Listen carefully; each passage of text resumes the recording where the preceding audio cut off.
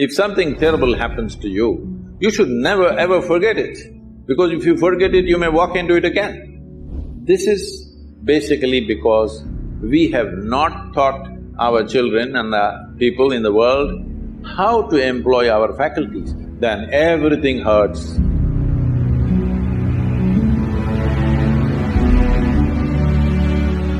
My next question to you, Sadhguru, is when something bad happens to somebody and we know that it's always on their conscience, they're thinking about it a lot of times, but eventually there comes a point where they are ready to let it go.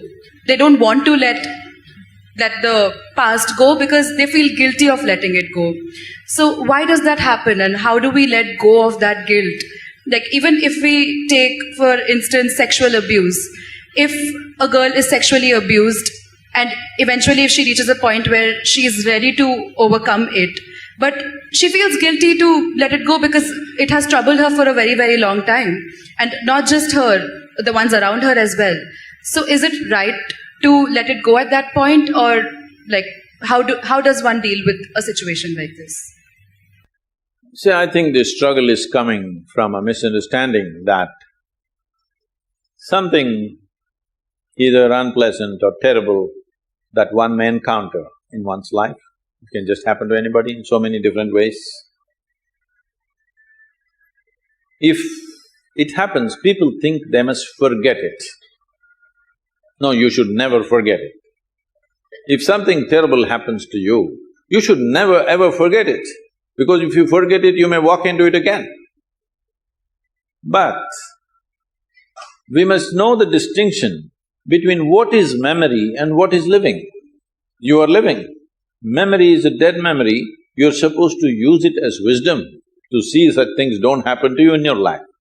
But it's a fact that for most people, what happened 10 years ago, they still suffer. What may happen day after tomorrow, they already suffer.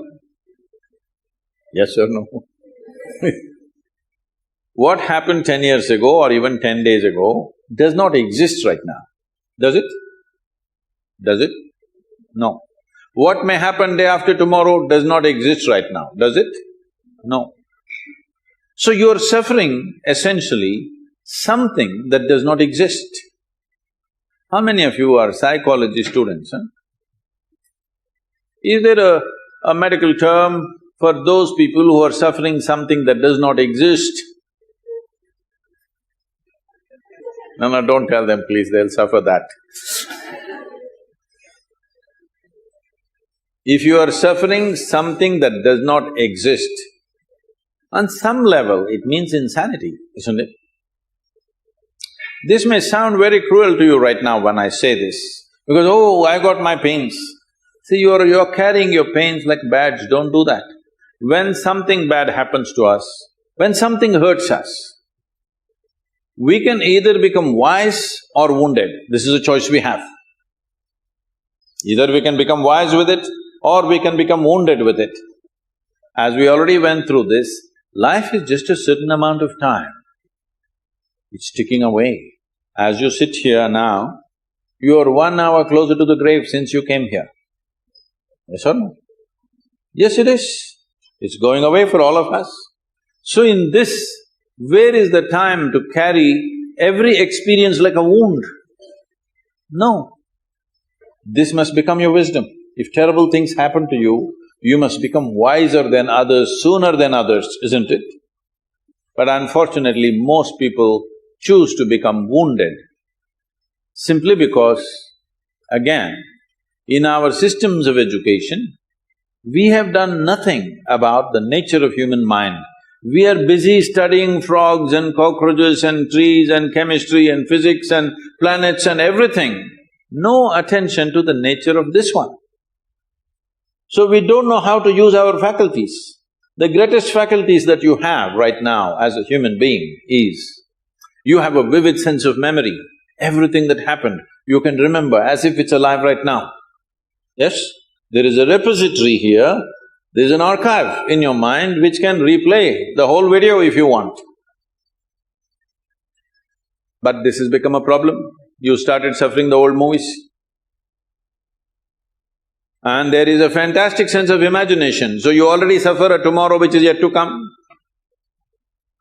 This is basically because we have not taught our children and the people in the world how to employ our faculties, how to use our memory, how to use our imagination, how to experience life right now, how to sharpen the experience now.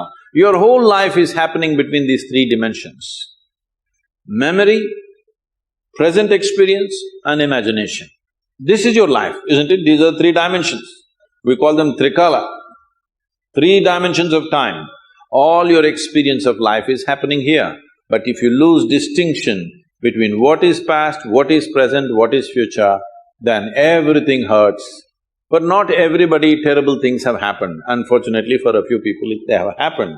But the rest of the people are simply suffering something, isn't it? Because it's fashionable to suffer. People think if they're suffering, they are very intellectual, they're very profound. No, it's just stupid because you're suffering something that doesn't exist.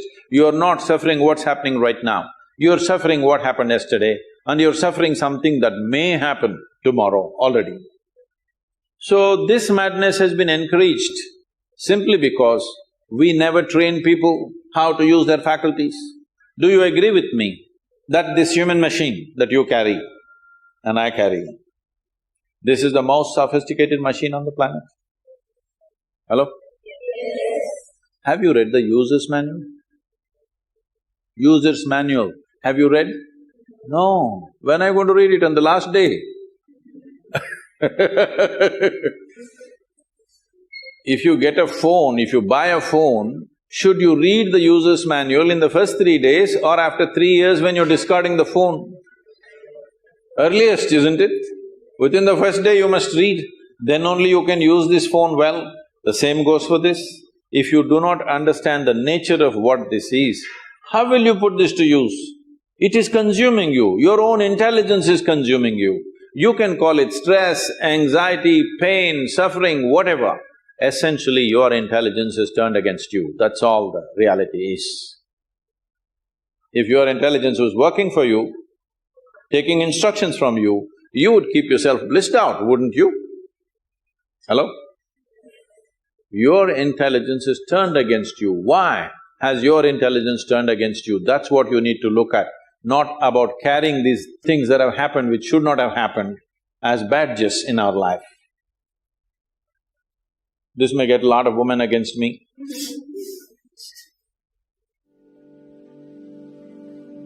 If I was against you, I wouldn't be here. Yes?